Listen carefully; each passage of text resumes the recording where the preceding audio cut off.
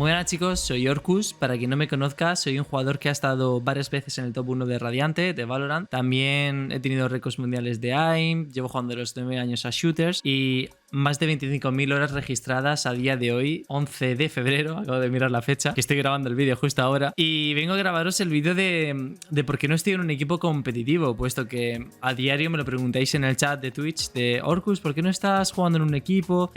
¿Por qué no compites? Etcétera, etcétera. Pues hoy espero que en este vídeo aclararos esa duda y podré hablaros detalladamente de mis motivos del por qué a día de hoy soy creador de contenido y no jugador competitivo. Y nunca me he comparado con ningún otro jugador en el sentido de, oye, ¿me considero mejor o peor que este jugador?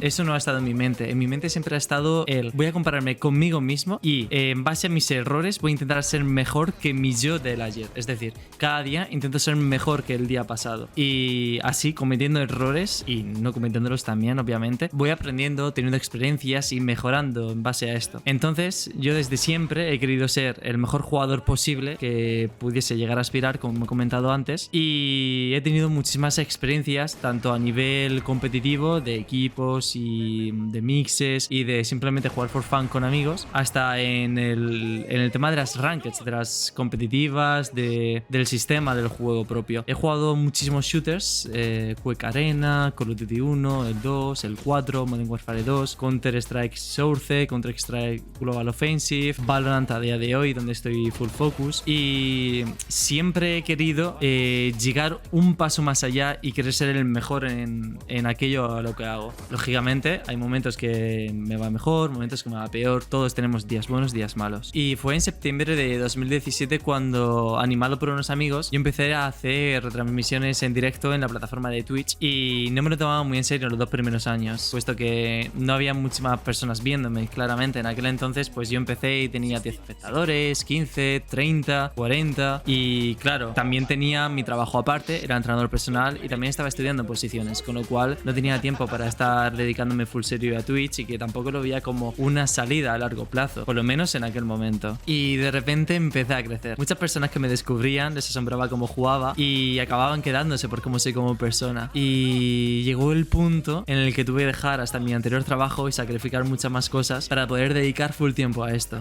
Aunque no todo es tan bonito siempre, porque recuerdo que cuando hice la transición de Counter-Strike a Valorant, muchísimas de las personas que me seguían y me veían por jugar a Counter-Strike dejaron de seguirme y me dieron la espalda cuando cambié a Valorant. No se aceptaba Valorant en la comunidad del CS en aquel entonces, aunque ahora muchas de esas personas estén jugando a Valorant, en aquel entonces no se aceptaba. Entonces yo partí de una media de 60 viewers cuando éramos 300 en Counter y con esa media de 60 viewers empecé durante meses y fue el 1 de enero de 2021 cuando me propuse estar a tiempo completo a ser creador de contenido tanto en Twitch, YouTube, Instagram, Twitter, TikTok y también en mi propio Discord, por supuesto. Y la verdad es que ha sido la mejor decisión que he tomado en mi vida porque muchísimas personas me han conocido durante todo este tiempo, muchas más me conocerán y la verdad es que he tenido una aceptación tremenda y estoy creciendo a un ritmo alocadísimo. Entonces no me arrepiento de nada. Mi decisión de ser creador de contenido es en base a todas mis experiencias, las que he tenido, y no hay mayor satisfacción que hacer lo que te gusta, ser tu propio jefe, muy importante porque al final y al cabo todos somos empresas, tanto los clubes como los que somos creadores de contenido. También la grandísima satisfacción de hacer feliz a tantísimas personas, de tú estar ahí para ellas a diario, ellas están ahí por ti, porque les ayudas, les inspiras, les motivas, les enseñas y le transmites. Es todo tan recíproco a veces, es una sensación de felicidad enorme y aunque dedique todo el día a trabajar desde la mañana hasta la noche, porque no solamente es el tiempo en directo, las 7, 8 horas diarias, no. También hay muchas horas fuera de directo que no se ven. Entonces, merece la pena, a mí merece la pena y disfruto muchísimo más siendo creador de contenido, estar ahí para vosotros y seguir creciendo tantísimo como comunidad y como familia. Así que, por todos estos motivos y algunos más que me dejaré seguro,